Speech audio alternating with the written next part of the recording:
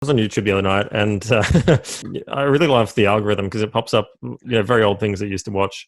And one of the scenes was, have you watched Game of Thrones with Tywin Lannister, sort of like the patriarch of the Lannister family, the ruling family? So there's a scene where Tywin Lannister is talking to Arya, who's posing as like a drinks or a boy, I think, at this stage, and Tywin explains how Jamie, his son, was dyslexic when he was young. They didn't use that word, but that was what he was alluding to.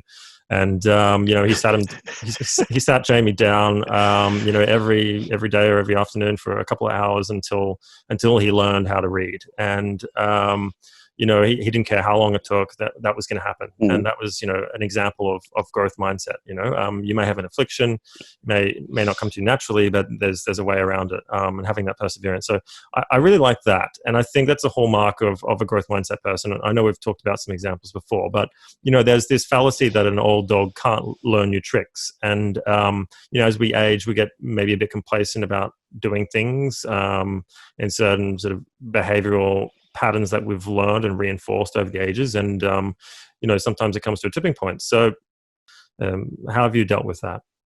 I don't know. I just part of it's personality, because I'm just interested in the future, right? I love everything is the future. I'm just impatient that it hasn't happened yet.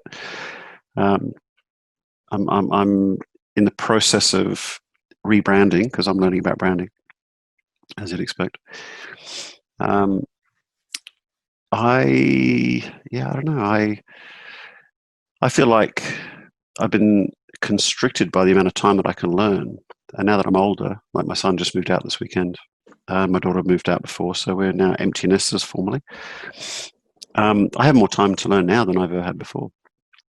So, like I'm learning web development. I think I'm about 70 lessons into 110 to do, straight JavaScript, then Node.js, which I just finished, and now React. So, it's been upsetting me that I haven't been able to write useful code for 2 decades. We're talking about learning new tricks and learning when to learn new things, or maybe outsourcing to someone else that does that, and learn a new skill about management. You've gone back down to sort of ground level skills and learning those. Why are you doing that? I think old dog, new tricks conjures up things in some people's minds, but the people who think that way are probably not the people with the growth mindset, right? It's ironic. I have been wanting more time to learn for a long time, and having a empty house now, with my son just leaving on the weekend and my daughter having left about a year ago, where I've got more time than ever to learn, right? So, and even before they left, I've been with COVID, funnily enough, so I shouldn't mention the C word again, but it's been an opportunity for me to open up at least 1 or 2 hours a day. So I'm somewhere around 70, I think it's 72 lessons into 100 and something lessons of JavaScript, straight JavaScript, Node.js, React.js. I am, I think, 24 algorithms into 42 algorithms for so that's how many algorithms you need to do the top 4 corners. Wow. Is 42 algorithms. So I'm trying to get to the point where I'm below 30 seconds, and to do that I have to learn 42 algorithms. So for me, growth mindset is only limited by time. So if the more time you have, the more you can learn, the more fun you have. It's really, really simple.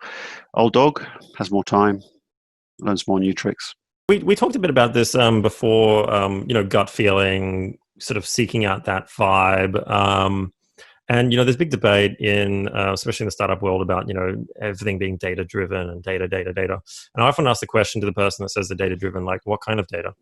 And, generally the answer is some kind of primary collected digital data off an analytics program, or off generally a website or an app. And, that sort of is quite myopic. We're talking about growth mindset here, about feedback mechanisms to self-improve or get better at something, or have that self-awareness. So how do you make those assessments? Is it a gut feeling? Do you have confidence that tell you these things? Which data source do you look for sort of improving your personal growth? So The first thing I have to say is that, I've been in service businesses, not product businesses, and I think there's a big difference Same. there. So, we at the beginning of 3 weeks, I personally got very excited about what was it called, the Lean Startup, um, and then what was the other one, Running Lean, which was this sort of follow up to that. So Eric Ries and various other people, and there are many things in that book that I like. Actually, most of what I like in that book is actually from Steve Blank, which predates the Lean Startup, not so much the stuff that Eric Ries came up with. And of all of the things in that book, there's the stuff that Steve Blank did that stuck for us. It was all of the qualitative stuff. It was all of the sitting with people, humans, connecting. Which is interestingly, the first line of the Agile Manifesto says you should focus on individuals and their interactions rather than focusing on the processes and the tools. But let's go there another day. Mm. The stuff that I struggled to apply, we really tried hard to apply it, but struggled. And we had a lot of product-based companies. So we had a lot of little, smaller companies. We had like Suncorp launching new products within the Suncorp brand. It was the quantitative stuff that we found the hardest. Now, I think part of that comes from the fact that we were, at heart, service-based people. We weren't really that experienced with product companies. But I would say that, for me, gut feel has come into it a lot more than the quant side of things. But I suspect it's partly because of the skew towards services, not products. I suppose there's going to be quite a few founders. I'm connected with a lot of people in that network internationally, and entrepreneurs, maybe people at this point in time, maybe without a job, looking at starting their own business. So, I just want to talk quickly about how you can apply the growth mindset to the growth discipline with organizations. And you talked a bit about what you did at 3 weeks and the process there. A lot of our guys in 3 weeks had been to Y Combinator, come back, been to Seattle, created businesses, come back. So we did have a lot of people in the crew who like Spaceship Super, for example. Dave Kuhn and Kaushik Sen left 3 weeks, did that, came back. Well, Dave came back. We've had a lot of people coming in and out of the crew that are genuine sort of Silicon Valley type brains. It's a very different thing. Like, growing a Facebook or a Google or a Trello or a whatever. These are digital product-based businesses, and I don't have that experience. Let's just be clear. Say it again. In my world, scaling a service business is just harder. Like, scaling a service business means actual humans with payroll and subcontractor agreements and MSAs and what have you. But what it did teach me going through that process, because we didn't create the company to become a financial success. We created the company to try and control the work we did and to meet more interesting people so we could work with them. It was only because we got offered a ridiculous amount of money that we said, okay, let's do that. Knowing that we could always reform later if it went to shit, which ironically did. So what I learned through that process, though, because every year in our offsite, like year 1 offsite, year 2 offsite, year 3 offsite, year 4 offsite, I'd ask the question, do we want to grow and why? And we could never come up with an answer to the first question or the second question. And it was like, okay, well, fuck it, we'll grow then. It's like, so we doubled. We did the normal thing. And it's like, in hindsight, the nice thing about the experience of 3 weeks and selling it and doing all that stuff is key learnings for us. Well, for me personally, is I realized, and this is a sort of failure in life, because I sort of realized at the end of my 20s when I fell out with Ernst & Young, is there's one type of business. There's a very traditional type of business where the people at the top make all the money, the people at the bottom do all the work. It's called a partnership. Or consulting. well, it's all, yeah. It's pretty much any company, right? And it's like, even on the way through 3 weeks, I was going, well, why does that just feel wrong? Like, why? And people, because you're a business builder, you're worth more. And I've had some of these conversations very recently with some of the people who were trying to reform in a new entity and do some new stuff. And some people still believe that they're worth more. And in the traditional world, I'm worth more. I can build a business. I can go and sell. I'm a money maker. All these things. But it's like, well, is that really the true metric of what success is? And hopefully, some of the questions you asked me and some of the answers I gave you earlier on are hints to the fact that the real metric is happiness. So, do you need to have a disproportionate amount of the money in an entity to be equally happy for everyone else? My answer is no, you don't. So for me, the next thing is about redefining. So growth is not a thing for me anymore. If we're going to grow, we're going to grow the per capita growth. So if we have 20 people, we have growth X. If we have 21 people, we need to have growth, divided by 21, divided by 20 times 21. That's the real, and on that scale, things like Google, Facebook, they've grown in real terms, but they're still owned by the small thing at the top. I want to create a collective where, like, I call it capitalism V2. I want to create an organization, and we had to create, we spent a fair bit of money on lawyers to do this. But we take the traditional constitution, we take the traditional shareholders agreement, we simplify it into something that says, we all have one share. You can cash it anytime you like. We can fire you as a shareholder. Simple things so that we all benefit from the growth of the company. It's still worth doing because the profit that you would normally potentially take out as a fat cat at the top, everyone gets to share that profit, reinvest it before they take it home as a dividend or some paltry thing. The way I look at it is, you've got 10 people. Do you want to buy a block of flats, or do you want to buy one flat? Buy a block of flats. You've got a whole bunch of choices that you don't have as an individual shareholder. Anyway, so that's. No, I like that. That's great. Does that make sense? Yeah, no, definitely. It's interesting. I mean, we could go on another whole tangent about self-interest and, incentives and that kind of thing, and new structures of businesses. But, you touched on perseverance. We talked about that. The flip side of that is some people, Gary Vee is a good example, and other social media personalities who are criticized by others.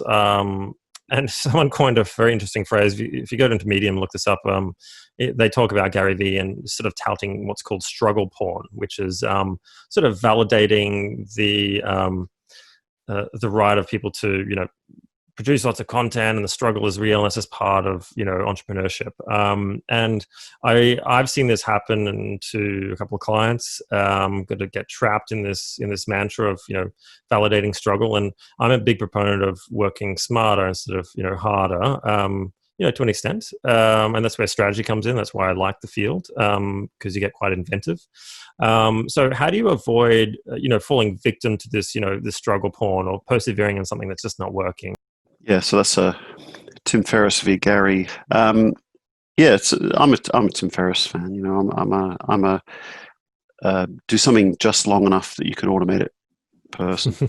And that's very IT, right? IT people are lazy by nature. It's a business system thing as well. I mean, that's one of the hallmarks of entrepreneurship. They say, do something, create a system around it, scale it, and move on, go to the next thing. Yeah, we had a technique in some of the projects that we did that I want to make a hallmark of what we do in the future, which is we go into a business and like if we're going to automate, say, the compliance part of a aged care home, where the team, the IT team, or the team that we create, takes over a chunk of that department. So you train them up over a weekend, and they run and take a load off you and make it easier for you. So they just do the work. Like, you just train them how to do the work, and they do the work, right? Best way to automate a process is to give a bunch of technicians a dumb, repetitive process. The first thing they're going to do is automate it. To me, it's that's what I loved about Tim Ferriss. I loved everything about what I read in his book. The one thing I didn't agree with was this idea that people would actually want to only work 4 hours in a week. Everything else I loved, like mini retirement idea. I'm trying to become. That's just a title that he needs to do to sell the book. I mean, I think it worked, obviously, but I think it's quite unrealistic for a lot of people. I don't want that. I think I'd go nuts. Yeah, what do you do for the other hours in the week? Right.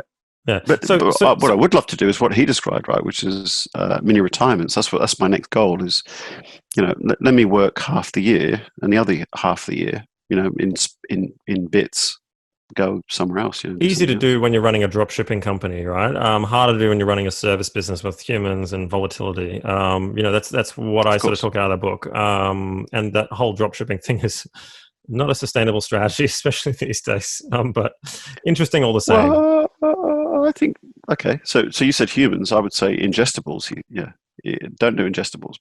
Yeah, okay. But I would say if you have your mind set on something, you'll figure out a way. It's actually not that hard. And if you believe that you can reprogram yourself, you'll find a way. Okay, but I mean, persevering too much to the extent that it's detrimental to you, or should just move on. And this comes to the heart of a business Yeah, model that I'm working on, which is the belief of like hiring specialists in that field, so you don't have to learn that field. You bring them all together, and that's sort of my skill. yeah. Um, you know, there's no point in me learning that thing to the nth degree just for the sake of learning for continuous development. Like, when is persevering and learning something too much? Yeah, it's a tough one, right? Because I've certainly worked hard, and there've been times when I've had to work to overcome the thing. So just trying to figure out where a particular position was on a Sunday evening, I would work for 4 hours on a Sunday evening and do that thing. But I spent a lot more time figuring out if I had a problem. I would go, okay, I've got to do this today. I know I've got to do this next Friday, and the Friday after, and the Friday after. The IT mentality is very much let me figure out a way to automate that the first time so that next Friday I've got another half an hour to automate the next thing. Yeah, that's the way. And that's the Tim Ferriss thing, right? It's like automate, be lazy. I'm both. I'm lazy and I work hard. Great. So what's the best I way don't to know how that makes learn sense. this mindset then? You stumbled across it. I mean, I've sort of done it by trial and error as well to a certain extent, and then, found out enough about it to, read. And once you've read these books, you kind of they have elements of all the other books anyway, and all start to sound the same. But I Yeah. mean, for someone else who maybe doesn't have a business to run and have that opportunity to learn by trial and error, or coaches, etc. I mean, do you have any pointers for people to learn, some books to read, or experiences you recommend they should do? I can only recommend what happened to me. So uh, I want it to be inspiring because it happened to me, right? I realized at a point in my life that it was possible to change the way you think. And it was a flick of a switch. It was a light bulb moment. I think for some people it'll be like that. And I think it's perfectly reasonable that you just go, I believe that this can happen. Other people have done it before me. Maybe I'll research some of those people. And you just go, right, I'm going to start with the hypothesis that it's possible to rewire my brain. And I'm going to go and look at YouTube. Darren Brown, guy's a master at it. He's amazing. If it's possible and you believe that you can rewire your brain, you'll find a way. Like you just start looking it up. You start reading the books. I haven't read a single specific thing that I would say to someone that is the thing. For me, it started with I'm not happy. I need to change the way I'm thinking. I need to stop chasing the money. I need to look for happiness. Happiness comes from the way I think, not the way I do, not the way I talk. Happiness comes from the way I think about what's happening today.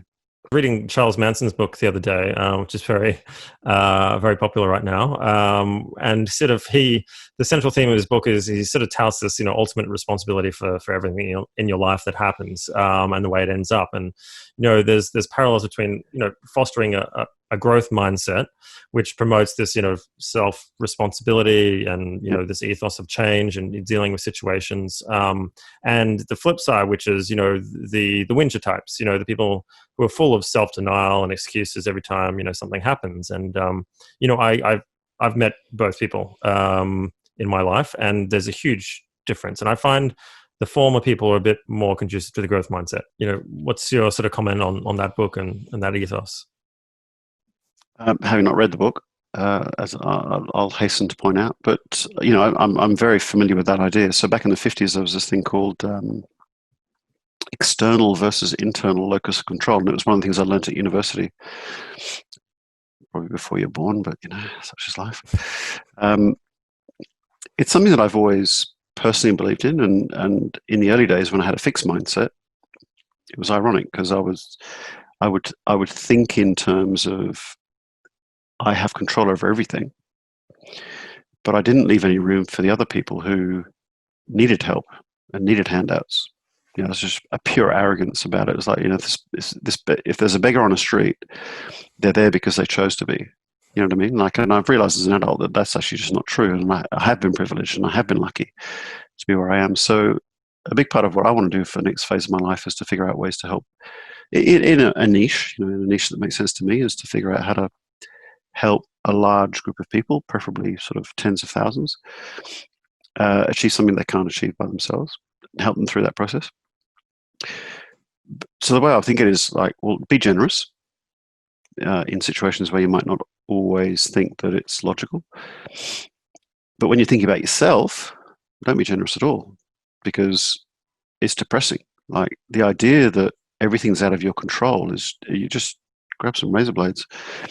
It's like, you know what I mean? Like, if you don't have anything to change that can have an effect on the outcome of your life, that's actually ironically depressing, right? To me, believing that everything's under my control, even though, some things obviously just aren't under your control, but believing that most things in your life could be changed if you had taken a slightly different path, is empowering. It's like, ironically, right? It's your fault, but it's sort of therefore something you can change. Yeah. I just thought of an example, actually.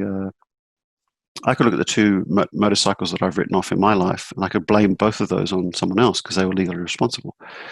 In both situations, if I had been a more mature motorbike rider, I could have saved my bike, and I could have saved myself a couple of hernias induced by my motorcycle accidents, hospital stays. I could have saved some poor old age pensioner the pain of having realized that he's put some young guy in hospital by doing a blind turn over a U-turn over a blind crest. You can make choices that will affect the outcome of your life, even if they aren't technically, like, you could say that's someone else's fault. They are. So, be generous, take responsibility for everything you can personally.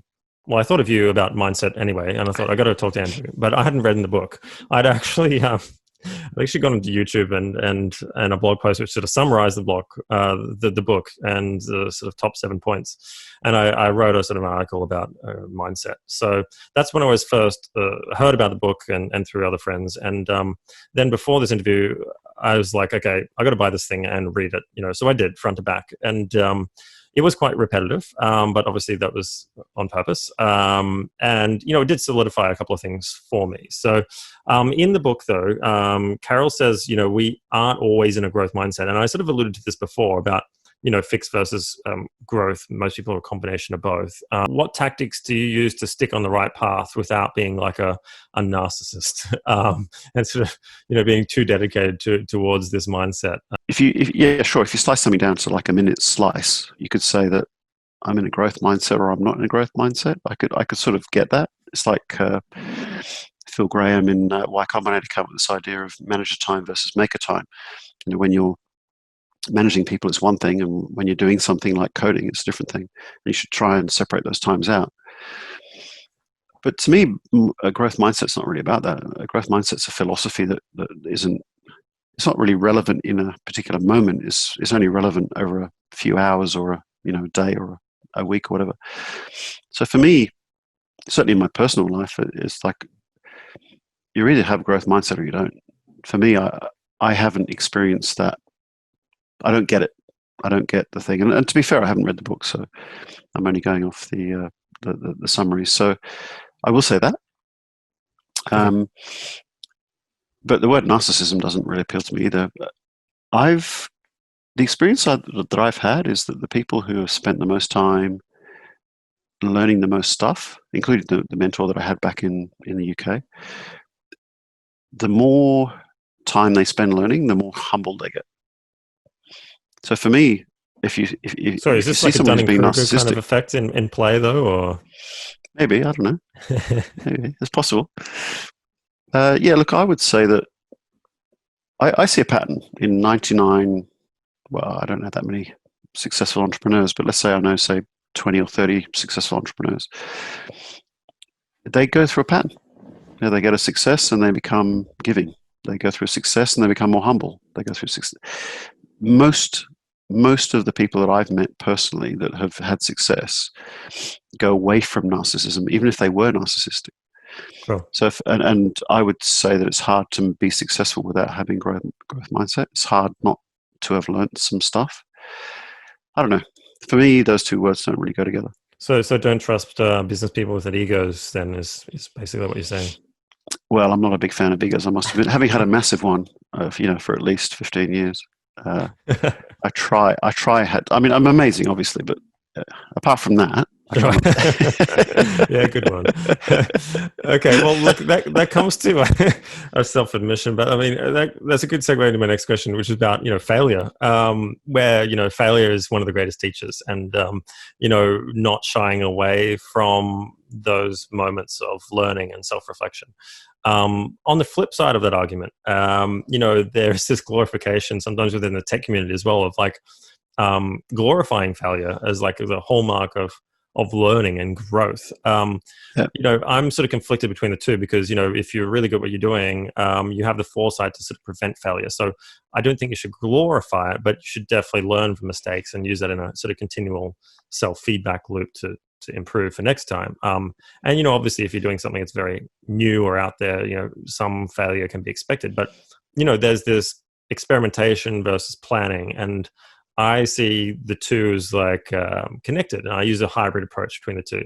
I use planning to sort of take away some of that sort of the risk that I know about, and then are comfortable with the risks that exist, and they use experimentation phases to get the rest of the way, and be mindful that there will be some wastage. So as a former perfectionist, that was a really hard thing for me to do. How do you sort of juggle failure? For you, is it a learning thing or is it a hallmark of success? The first comment I would make is that the people that I've met who talk the most about failure and accepting failure as a way of learning are the people who don't do anything. So, you know what I mean? Like, especially in corporate, they chat over lunch, they chat in the break, they chat, like they're just chatting the whole time. So they don't actually take any steps, so they can't fail. They just talk about it. So that's the first point I would make. And then I always try and come at things with, is that necessarily mutually exclusive, which you've already hinted at for yourself? It's not, right? Can I learn from failure and also accept failure?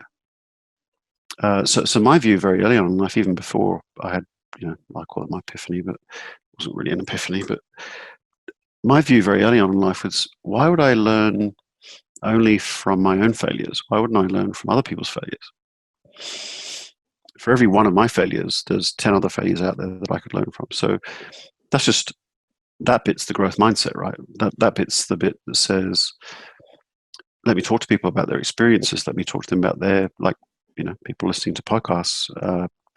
Let me go out and find information that makes sense to me that I can internalize so that I avoid those failures. Like, let's avoid some failures.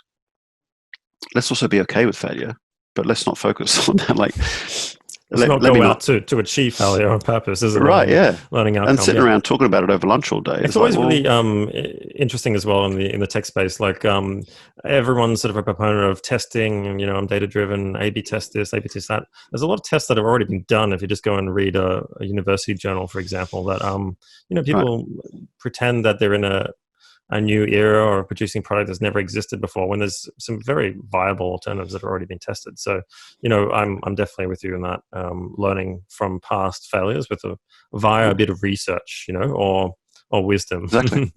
There's an interesting guy on YouTube called, Mike Winnett, who sort of exposes these sort of speaking circuit gurus, who apparently their own success, he found out was being on the speaking circuit. So the businesses that they alluded to being successful at never really existed. So I see a lot of, especially younger entrepreneurs, that's their starting point. They go to these motivational talks. They go to these events like Success Resources, for example. And, I am a big proponent of, execution is everything. You can have a mindset, you can have, a vibe and a mentality, but eventually, like you just said before, you need to go and do it, and put it into action. So how much has mindset taken you some of the way, and then versus all of the way? We talked right at the beginning about the three things that I think of as mindset, and the third thing was being deliberate. And I think that's the difference between doing, what's his name? The big guy, really good looking. He's Robbins, Anthony Robbins, Tony Robbins. Oh, Is that his Tony name? Robbins, yeah, the motivational Yeah. speaker. Yeah. The difference between doing his course because he's marketed the course and you've, picked up a flyer and gone, oh, I don't know what to do next, so I'll do this, versus I've decided that today I'm going to learn about ABC, and the best thing that I could do for that is the Anthony Robbins course, is the difference between night and day. I did the Entourage, which was one of the silver bullet courses. It's you go to the unconvention, rah rah rah. You hear from lots of people. You pay for a 2-day course. You get into the 2-day course. You pay for a 1-year course. I did all of those.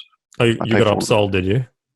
Yeah, I loved it. But I Nice. was looking for that. I was looking for that knowledge. That was actually how 3 Weeks was born. 3 Weeks Great. was actually born inside the Entourage. When I was struggling with my current learning journey is actually all about branding. And the reason for that is that I go back to 3 Weeks days and I realized that it was the unmarketable product. There was no single buyer. There was no single problem we were solving. There was no 2 projects that were the same. Like, it was the ultimate thing you couldn't target. That's pretty much what every business coach says not to do. Right, exactly, yeah. So I was looking around for anyone who could teach me about what I thought was marketing originally, and then eventually I realized it was about positioning. And then I read KPI, Key Person Influence, and there was one chapter in that book that was like, that's what I want. I want, and I went, well, okay, so I need that knowledge.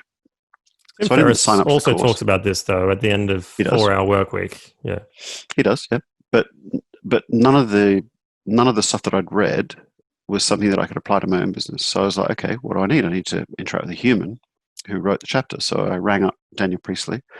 Obviously didn't get Daniel Priestley. I got someone in his organization. Eventually Daniel calls me back and he says, okay, cool. Actually, my dad wrote that chapter.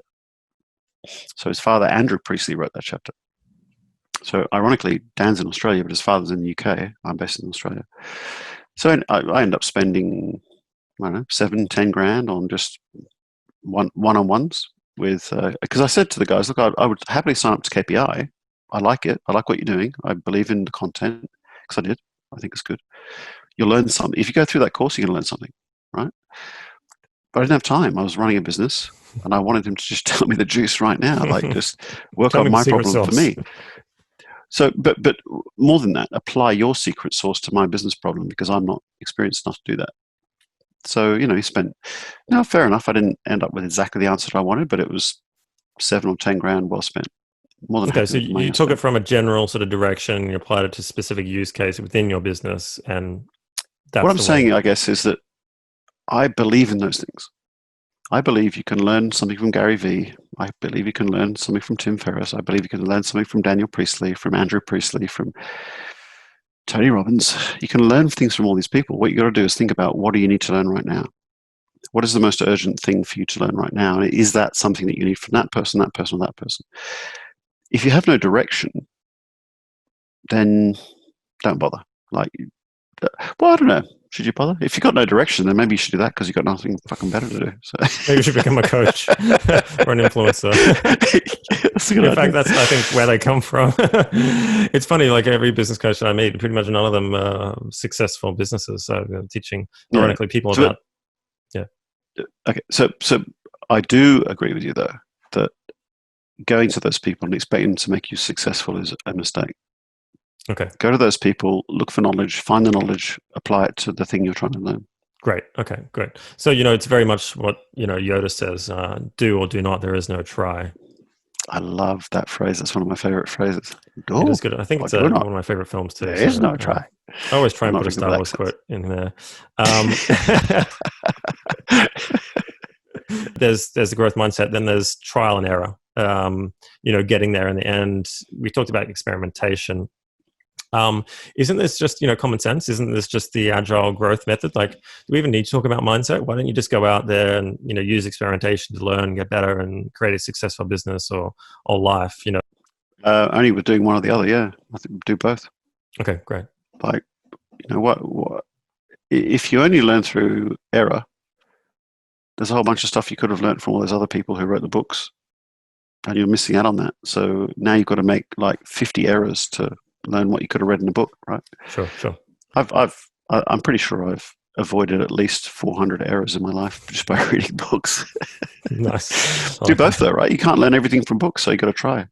Mm, mm. What do they say? Your mileage may vary. Okay, so how do you identify someone with the wrong mindset then?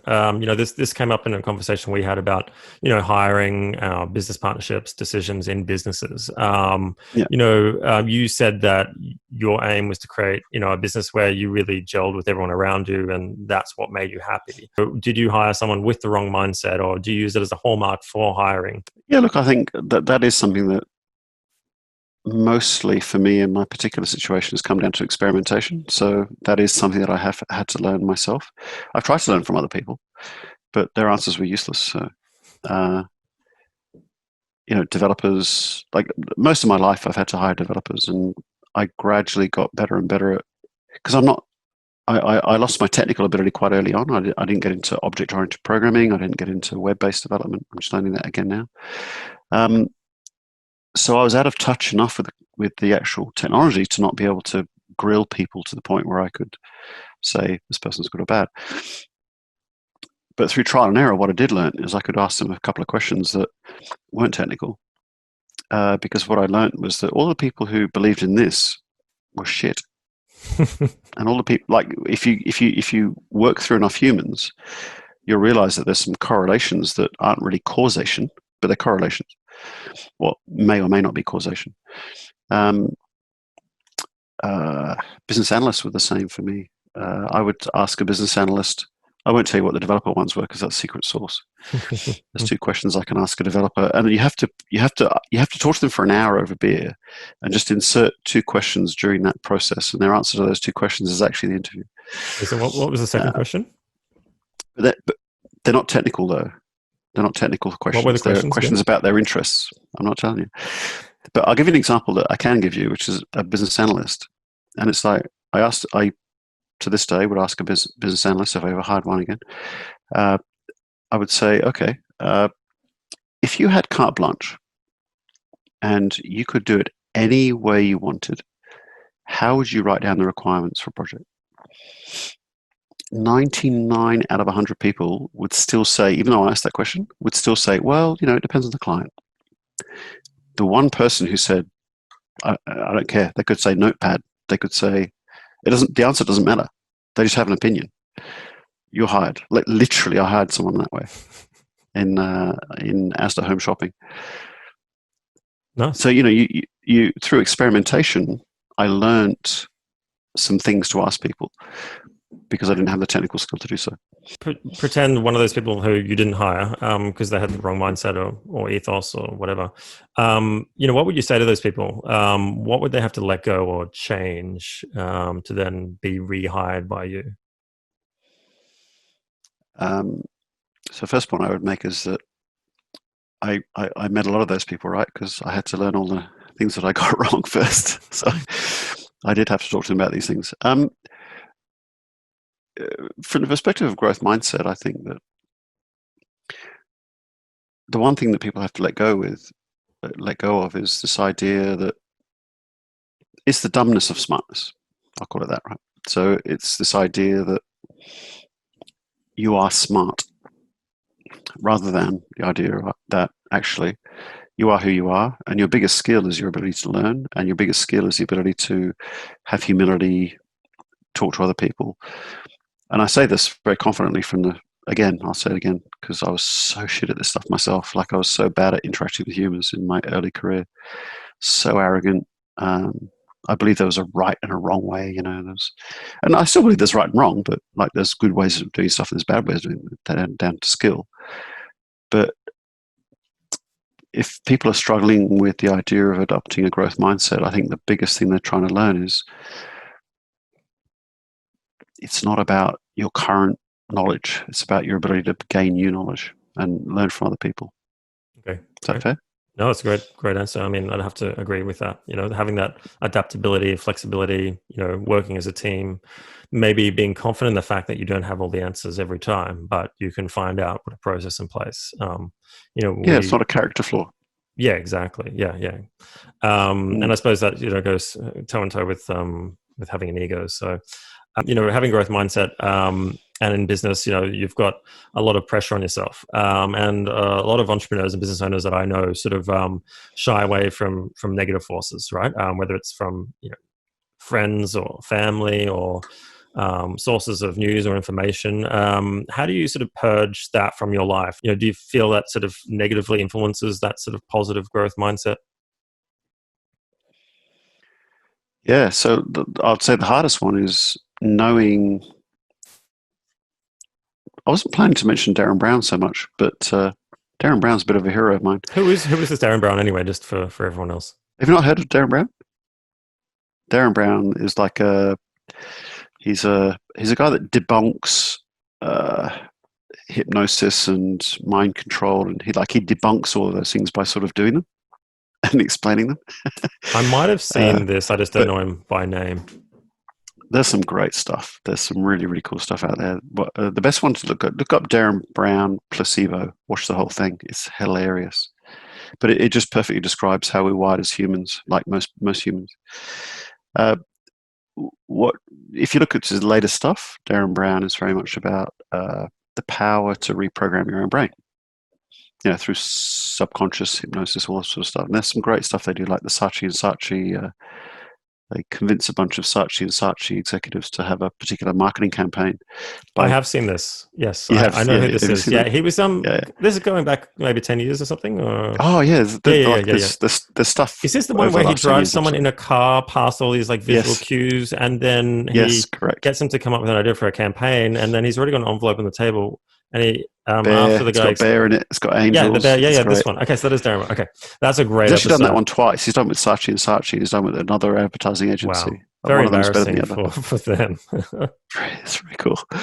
Anyway, so what I'm trying to say is that the ones that are the hardest, like I'm very conscious of the subconscious things that are affecting my behavior, and I'm always trying to consciously work against them. I think they're the hardest ones, right? They're the ones that you've got to work to uh, to combat, because subconsciously you're going to follow that stuff. Like your subconscious is going to hear some stuff over here and behave a certain way. So that's the stuff that I've spent probably the most time on in my life. But absolutely, I've got examples of things. One guy, Bernard, in the early days of 3 weeks, he was starting his business. I was starting my business. He was already, he'd already been successful in previous business, pretty big one. What are they called? Forgot their names. And I explained what I was going to do, which was this thing where we would do a release of software in the first week that we were with clients, and he was explaining to me how that wasn't possible. So I just made a choice. Like the first 2 times I met with him, and he's a lovely guy, right? He's a guy who reached out to me and offered me, proactively offered me help in my kiteboarding. Like he said, come up and see me, come up to the northern beaches, come out. Took me out, got me over my fear of kiteboarding. Lovely guy, really nice guy. But he just couldn't stop himself. He was like, this is not going to work. So I just went, I can't see Bernard now for the next little while until I've got my business to the point where it's successful. What do you mean couldn't help So himself with what exactly? he couldn't stop himself explaining to me that what I was doing was impossible. Oh yes, yeah, yeah, and that's can So, be quite annoying. I had a conversation with my wife and I said, I'm just not going to see Bernard for a while. So I didn't see him. In the end, it was 4 years later that I saw him again. It's like, and it was a shame because, I like the guy. He's a lovely guy. And I've seen him twice since then. Yeah, look, what I'm trying to allude to here is like, a lot of people who embody the growth mindset, first thinking principles, I know this name gets thrown around a lot by Elon Musk, is a good example of like someone who's just dedicated to a cause just because he knows it will work. And there's a lot of naysayers out there and he sort of ignores them. And because, they don't understand. And, that is true. So having that sort of contrarian belief can be quite confronting to other people. And you'll get this knee jerk reaction of like, that won't work. No, definitely don't do that. So, so you just purge those people from your life, just say no and exclude them and go and do your thing and then go back to them later. Yes, that's what I Okay. did. Okay, I great. can't argue. I won't put myself in the same category as Elon Musk, though, because the things that I was doing were subtly less than landing something on Mars. Yeah, good point. Okay, no, that's a really good story. This sort of brings me to my next topic, which is common mistakes with Yep. in your speciality. Instead of reading 50 books and learning from their mistakes, what are the big ones for yourself personally? Um, the biggest single one is it's not so much working capital, but it's in the time when I was the busiest, running 3 weeks. Uh, it took me probably 4 hours every Sunday to try and get to the point where I was totally on top of working capital. So like, it's not about trading insolvent. It's like it's more about sort of the cash and the liquid assets that you have in the business to do stuff with. And it just took so long. And in the busiest period when we were looking to be sold, sign the deal, and I thought everything would get easier, it actually got harder. Um, and I think that it was the biggest fuck up for me because it was something that I'd been warned about. I knew, like someone had said to me, be careful not to let your business run into the ground while you're being taken over. I was aware of that. I was trying my best to stop it, and it still happened. So Is this because it's like, you were doing sales before, like you said, and then is that because you took yourself out of that position and then there's no one to cover, or specifically it's what just happened? sheer distraction. You're just in a whole bunch of meetings that you just don't have time for. Hmm. You don't have time to just overcome all that stuff. I should have just pushed them back, or I'm actually not sure how I'd handle that differently, but I absolutely would handle it differently. um, it's, and I rate that as the biggest fuck up, not because it was a mistake, but because I'd been warned about it.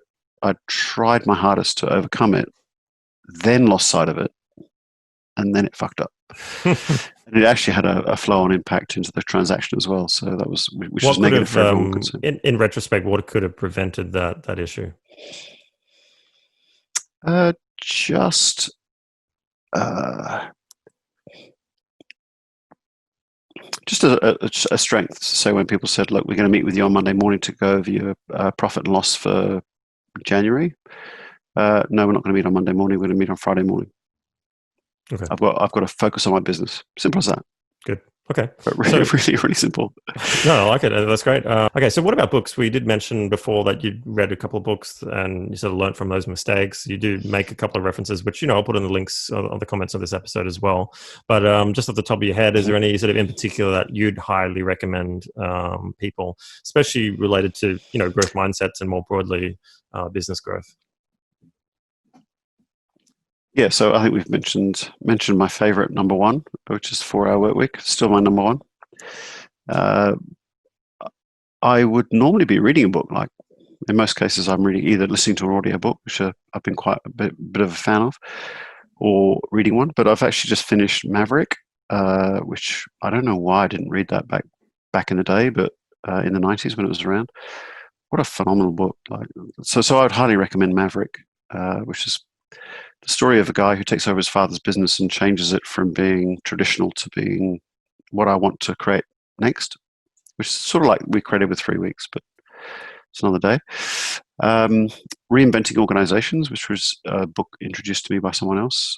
Similar philosophy, but instead of going deep on one company, they go broad on a whole bunch of different companies. They talk about the organizational philosophy of, going right back to tribal days of, I rule through sheer brute force all the way through, and they give them colors, sort of red through to brown, which is like industrial 60s, 70s, through to green, and now what they call teal.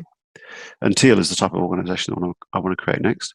Just two very, very fascinating books if you're interested in what's going to happen next in business over the next 40 years.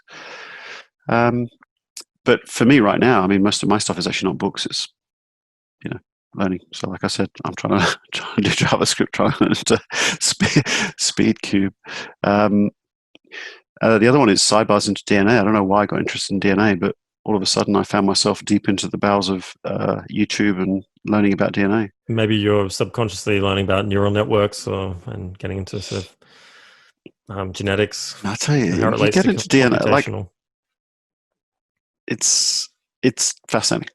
Okay, I don't cool. want to I don't want to. I don't want to sidebar too far, but it is absolutely No, I fascinating. mean, a lot of artists do the same thing. Um, They take inspiration from human nature and patterns and textures, and then sort of relate that into their work. So yeah. it's a very common So, thing. so, so as an example, just recently, right?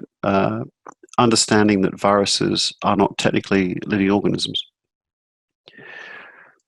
and that there are viruses that infect bacteria.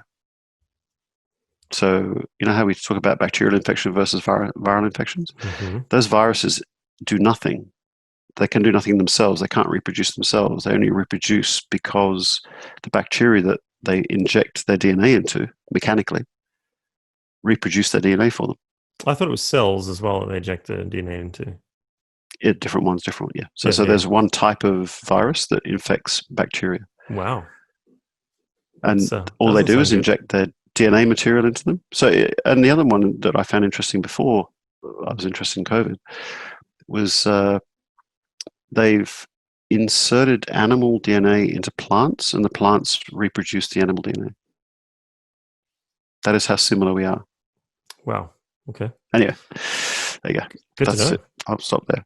Okay, great. Well, I'll put a list in there. That's great. I mean, I'm going to read two or three of those on that list at least. That sounds really interesting. Maybe not the JavaScript ones, but I'll skip No, that no, and yeah, hire a sure. developer. But good to know. That's awesome. Favorite website right now? Well, on that note, I've yeah, I couldn't recommend more highly what do they call them, a channel on YouTube. Is it a website, or is it? I'm going to call it a channel on YouTube called Stated Clearly. Okay, Yeah. and a bit They do a about lot of that. stuff on DNA, but they do a lot of stuff on other things as well. They just boil things down to really, really simple things. They use diagrams and animations and whatnot. Great. I Okay. learned a lot of the stuff I learned on DNA from there.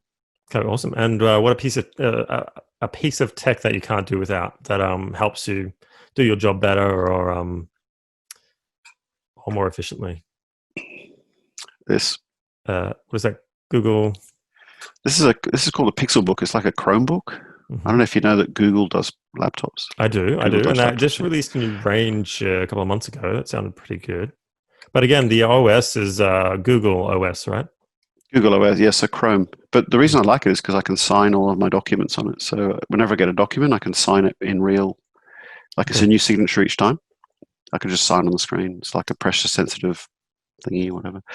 But I just like G Suite. I love that whole ecosystem. Um, the other one that I use on the iPhone is Cam Scanner. So like I scan everything. So I don't want a flatbed scanner. So if you take a photo of like if you take a photo of something, it's all skewy. It Hmm. just orients it and makes it look like you put it in a flatbed scanner. Oh, So I great. use that for all my documents and stuff. I email them to myself. And compresses it, under 16 meg instead of a There you go. camera file. Sounds like you know. Do you use it as well? No, I don't, but it sounds good. I was actually looking for something like that the other day when I had to sign some documents. So, and I actually had to use an old school scanner and wait, minutes and Yeah, put right. a USB Yeah, cable in. Heaven forbid. So, yeah, yeah. pretty old So and school. it flattens it out to make it look like it's been actually flatbed scanned. So like it'll flat out a trapezoid to a square, That's but it'll perfect. also flatten all the colors to make it look like it's been scanned. So yeah, so you get rid It's of the very cool. shadowing and shading and stuff. Yeah, Yeah. Hey, so yeah, when it comes to you did mention what you're working on now. Do you want to yeah. sort of give a shout out about sort of any projects you're working on or businesses that you got in the works or your own interests that you want to sort of mention to everyone? I don't really. um, yeah, look, I think if I was going to shout out to anything, we've only got one person left in the company that purchased us. Unfortunately, they screwed the pooch. So we have formed a new organization called Mondo Mob. There's no website, there's none of that. But if anyone's got over like $20 to $50 million revenue and they're trying to use technology to reinvent their business, like when I say that, I mean like drop 5% to the bottom line, Hmm. which would typically add about 30% to their valuation. That's the sort of stuff that we want to do next, So which you're is like a mini exactly the way. investment bank or something, or like a growth Almost. collective, or It'd be, in the short term, paid for service. But we've done a lot of projects for large organizations where we've like dropped $20 million a year to the bottom line, through call center systems, or this is sort of building cloud solutions, web-based solutions, mobile solutions, point-of-sale solutions around people's customer onboarding or whatever. Like pick a transport logistics company that's like 100 million turnover. We looked at recently. Big business. The more boring, the better. Sprinkle a bit of technology, and then all of a sudden it has a 5% difference to the bottom line. It's typically about a quarter of the net margin. That's sort of where we're headed next. Great. So did this come out of reading Maverick, did it? No, that just came out of what we used to do. We just would like to do it for the board rather than doing it for the IT department. Awesome. Okay, so with people, like what they hear today and sort of picked up some really interesting points and they want to talk to you further or get in contact, obviously you're a pretty busy man. What's the best way for them to reach out to you or connect? I think, firstly, if people want to reach out to me, they need some psychological help, so I can recommend my psychologist. I won't do that. LinkedIn, yeah. Just my middle name's Mason, so LinkedIn / whatever it is, IN. I'll put the link in the comments anyway. But Mason Walker, yeah. And just connect and That's PM you, or yeah, just connect. Just put a little comment in there saying podcast or whatever.